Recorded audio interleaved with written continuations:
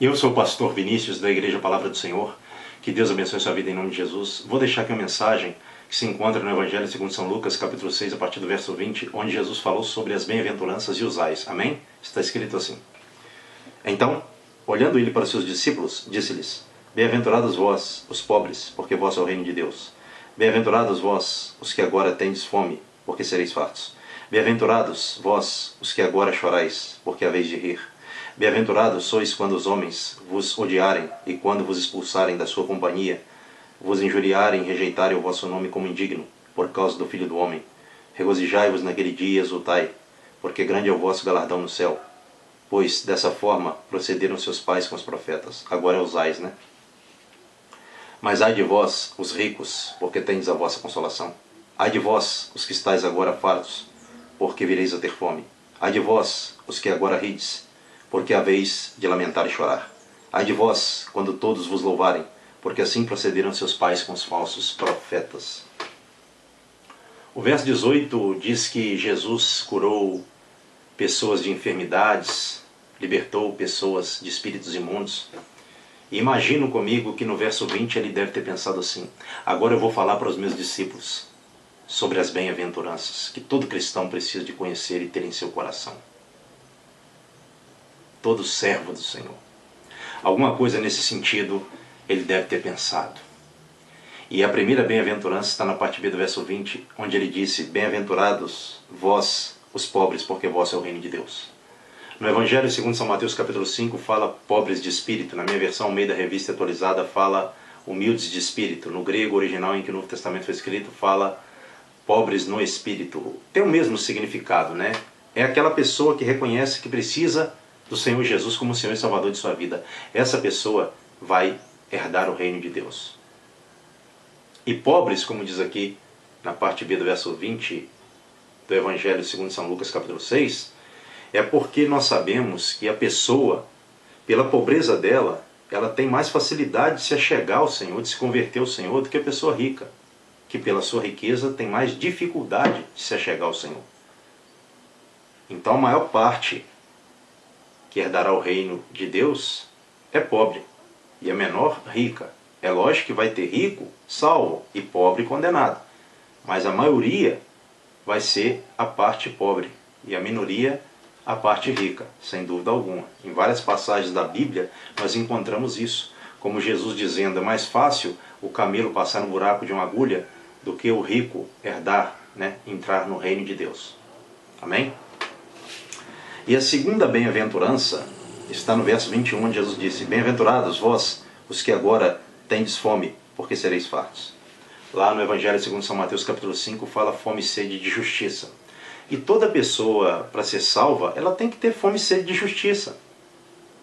Não é aquela pessoa que tem mania de ser certinha em tudo, não, e chega até a atrapalhar, né? Como fala lá em Eclesiastes, a pessoa que quer ser demasiadamente justa. Não é isso que Jesus está falando aqui, não. É, como está lá em Mateus capítulo 5, aquela pessoa que gosta das coisas corretas, porque ela sabe que para servir a Deus tem que ser justa, uma pessoa justa. Entende? E fome, como está aqui no verso 21 de Lucas, nós sabemos que muitas pessoas, como na época de Jesus,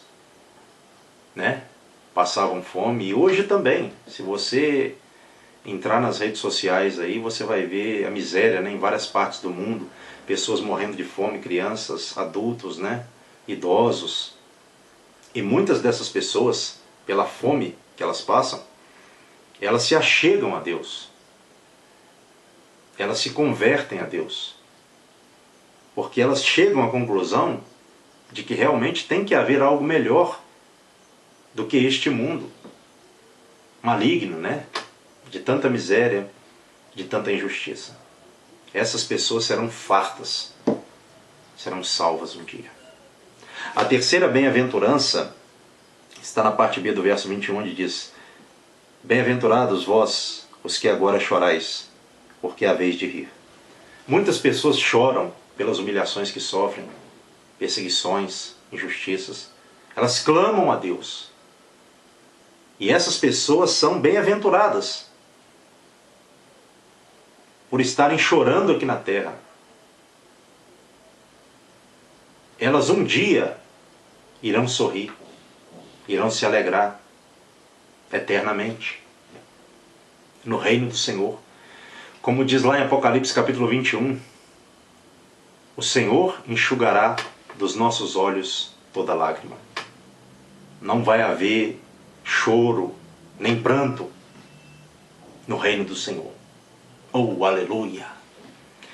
Versículo agora, quarta bem-aventurança, 22. Bem-aventurados sois quando os homens vos odiarem e quando vos expulsarem da sua companhia, vos injuriarem e rejeitarem o vosso nome como indigno por causa do Filho do Homem. Verso 23. Regozijai-vos naquele dia e exultai, porque grande é o vosso galardão no céu, pois dessa forma procederam seus pais com os profetas. Então todo cristão, ele vai passar por isso. É uma bem-aventurança. O quê? Ele vai ser odiado em muitas situações. Ele vai ser expulso de alguns meios. Ele vai ser ofendido. Ele vai ser rejeitado. Vai ter o nome indigno por causa de Jesus, por causa do Filho do Homem. Então não há salvação sem sofrimento, sem perseguição, sem aflição, como nós tanto ouvimos dos púlpitos, né, pelos pregadores nas igrejas. Eu fico pensando nesses cristãos que são imaturos, quando são perseguidos, o diabo está se levantando contra a minha vida, como se fosse algo que não pudesse acontecer. Na verdade, tem que acontecer. E o cristão tem que passar por isso de uma forma digna. Tem que se alegrar. É só cristão que vai entender isso. É uma bem-aventurança que Jesus falou.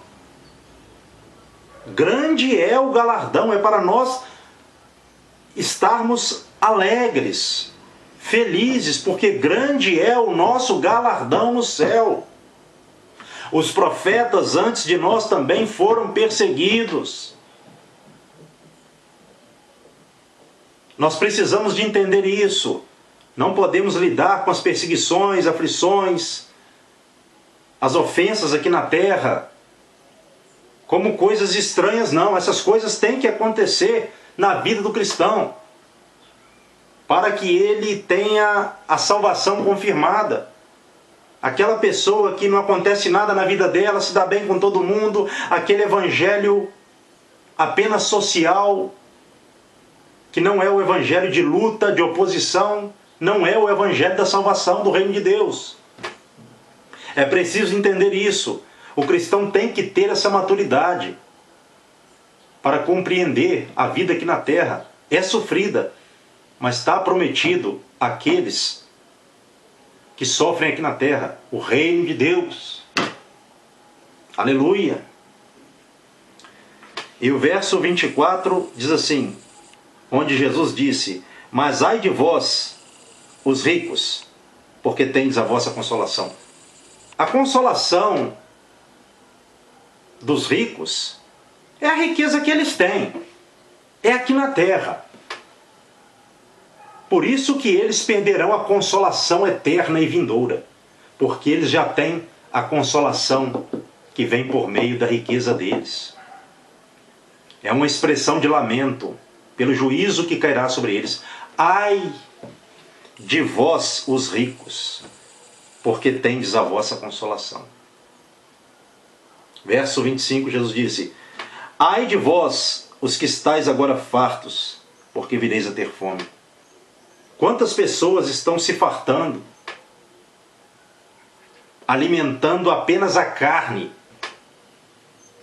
vivendo tudo aqui na terra. O máximo que a carne delas pede para elas, elas vivem. Como diz aqui o versículo 25. Agora um dia elas virão a ter fome. Assim como aquele rico lá de Lucas 16, onde Jesus fala sobre o rico e o Lázaro, a parábola. Aquele rico, ele clamou ao Senhor por uma gota d'água. Imagina o sofrimento, hein? Então o sentido aqui do texto, da fome que virá a essas pessoas que estão se fartando aqui na terra, é esse também. Irão perecer, como o rico da parábola de Lázaro. Parte B do verso 25. Ai de vós, os que agora rides, porque é a vez de lamentar e chorar. Quantas pessoas estão agora rindo, com as alegrias terrenas, se embriagando, e tantas outras coisas mais que a Bíblia condena. E um dia essas pessoas irão chorar. Essas pessoas, de forma pecaminosa e cega, elas trocam a alegria eterna pela alegria passageira e momentânea, carnal, condenada por Deus, pecaminosa. E o último versículo diz assim, 26.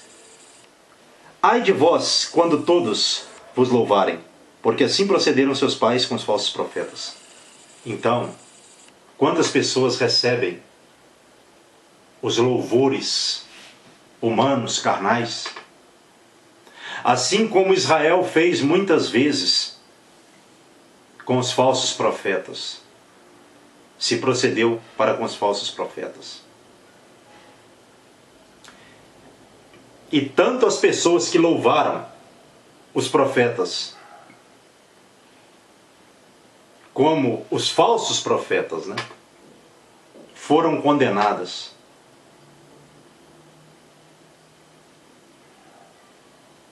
Então que você possa prestar atenção nessa mensagem e não deixar o seu coração ser dirigido pelo louvor humano.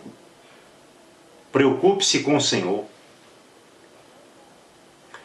Preocupe-se em agradar a Deus, em louvar a Deus, para que você venha ter a sua entrada garantida, confirmada no reino de Deus. É sofrimento para o cristão aqui na terra? Sim, o texto deixa isso claro. O cristão aqui, ele sofre, como fala aqui bem claramente o verso 22. Eu vou ler de novo para encerrar a mensagem. O cristão, ele é odiado, ele é expulso de alguns meios. Estou resumindo, né? Ele é ofendido, ele é rejeitado, o seu nome é muitas vezes considerado como indigno, por causa do Filho do Homem. Então todo o sofrimento que nós passamos por Jesus Cristo, ele é altamente compensador a nós. Compensa. A nossa obra no Senhor não é em vão. Que você possa ter isso em seu coração e não trocar o sofrimento momentâneo pela alegria momentânea, pelo prazer momentâneo.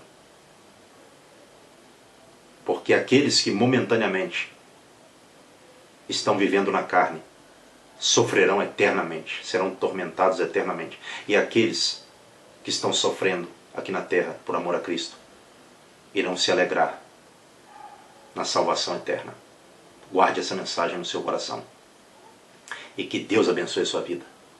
Em nome de Jesus, amém. E graças a Deus.